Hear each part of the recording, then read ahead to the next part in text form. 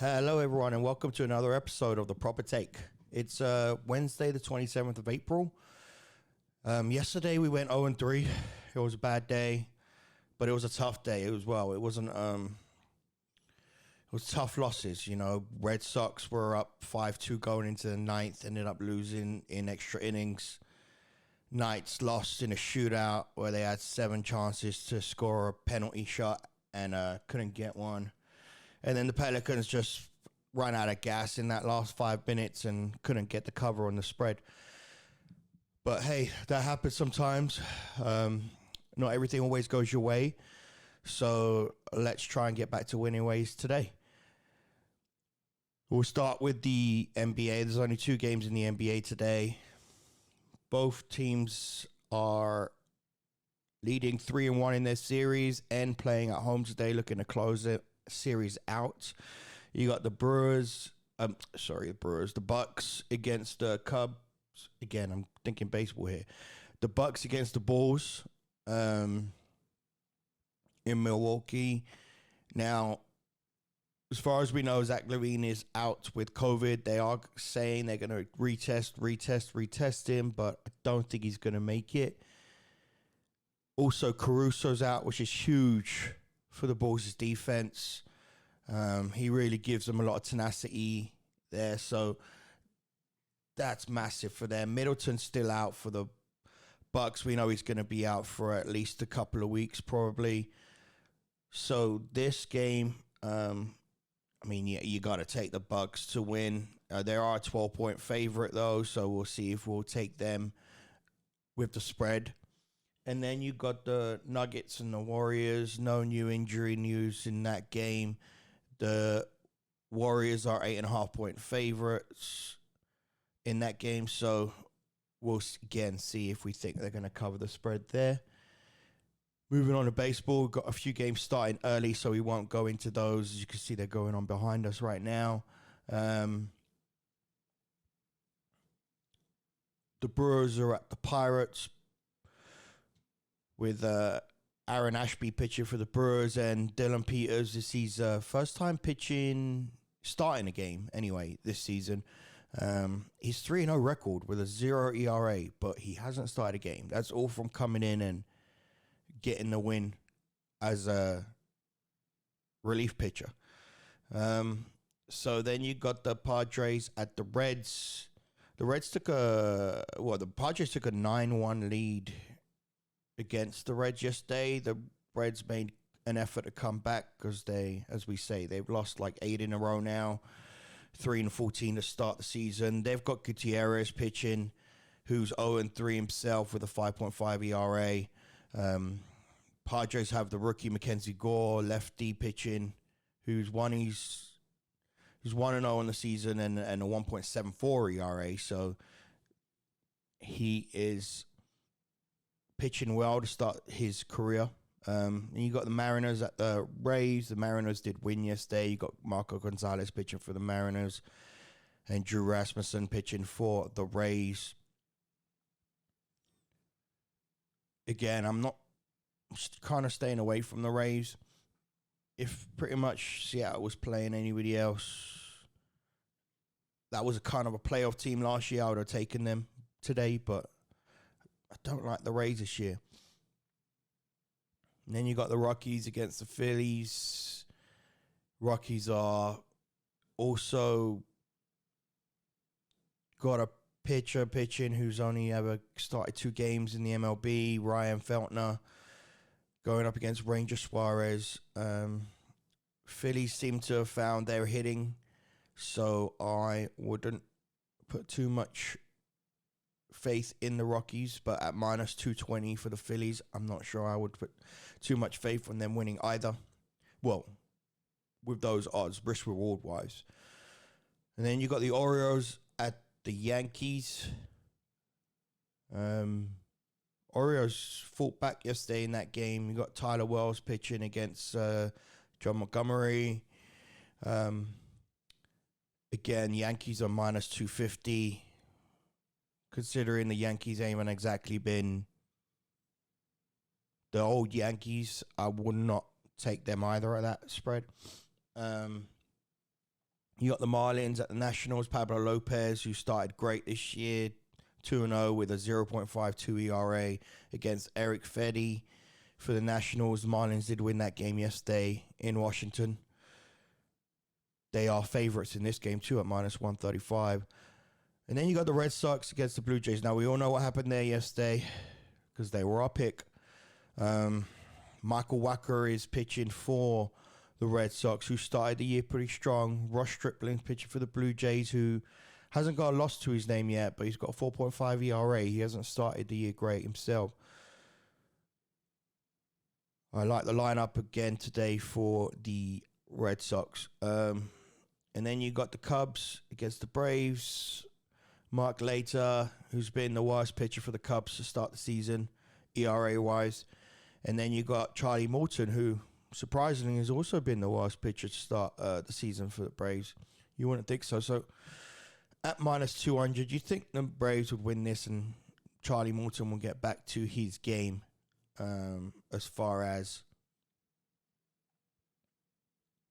pitching well.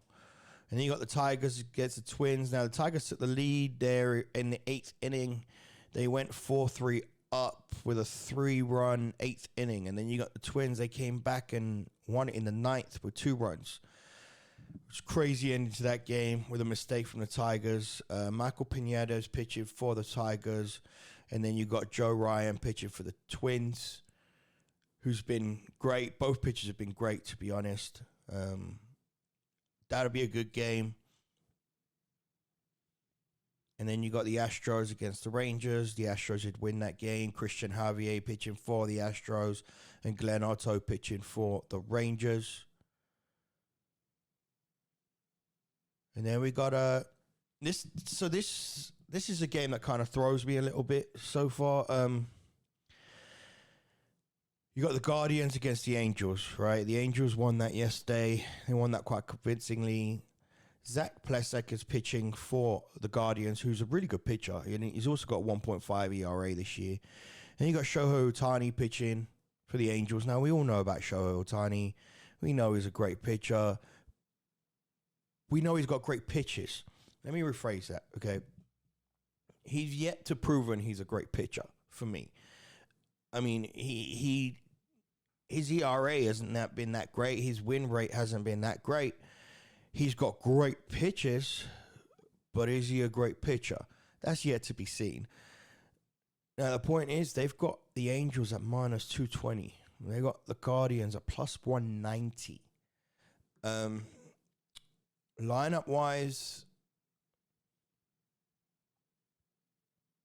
obviously the Angels have Trout and Ohtani batting. But other than that, they haven't really looked great. And then you got, Jose Ramirez and Framil Reyes, and Ahmed Rosario that could, you say, equal the batting of an Ohtani and a Trout between those three. So I don't know why they're that big of an underdog, but we'll get back to that in a minute. And then you got the A's against the Giants.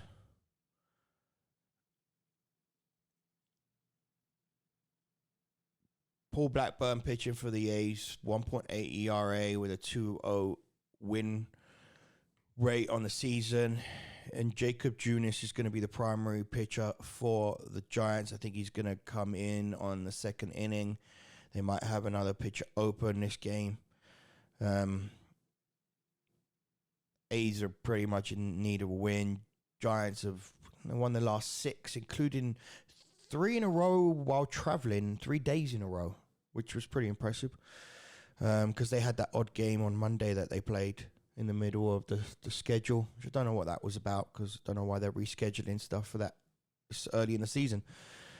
In hockey, there's not much going on. The Knights are pretty much out. They all need a win today, and they'll need the Stars to lose to the Coyotes. Don't see that happening. So as far as hockey now, we're probably going to wait until the playoffs start with hockey picks, just because for the most part, it's nothing games, and we don't want to force picks on nothing games. So let's get to our picks of the day. We are gonna take we're gonna go for 2 games in the NBA today. We're gonna take the Bucks minus 12, and we're gonna take the Nuggets plus 9. I think the Warriors are gonna win, but I think the Nuggets are gonna put up one last fight over there in Golden State.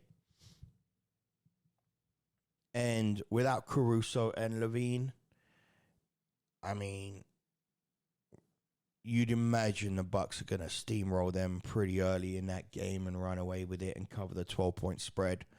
So we're taking Bucks minus 12 and Nuggets plus 9. We do like a few underdogs in baseball today. We do feel like it's going to be an underdog day. Main pick we're taking, the number 1 pick we're taking for the most, is going to be the Red Sox again. We think that was what happened in that 9th inning was a damn fluke and a lapse of concentration from the Red Sox. They gave up the 5-2 lead and went and lost in extra innings. So we are taking the Red Sox. They're going to be plus 130, so they are going to be an underdog. Now, our top 3 main picks then are the Red Sox money line, Nuggets plus 9, and the Bucks minus 12. We're going to throw you 2 additional bonus picks. If you are putting these into parlays, I wouldn't say put them into the 3, but these are bonus picks because of the fact that they're underdogs as well and their money lines. We are going to also take the Reds against the Padres at plus 140. And we're going to take the Guardians against the Angels at plus 190. So remember, our main 3 picks are the Bucks minus 12, the Nuggets plus 9, and the Red Sox money line. But we're throwing 2 bonus picks at the Reds money line and the Guardians money line. Both big underdogs. Okay? So anyway, let's get it today. Please don't forget to like this video and subscribe if you're watching. Comments also help. Obviously, positive comments, please. And then we'll get back to things tomorrow.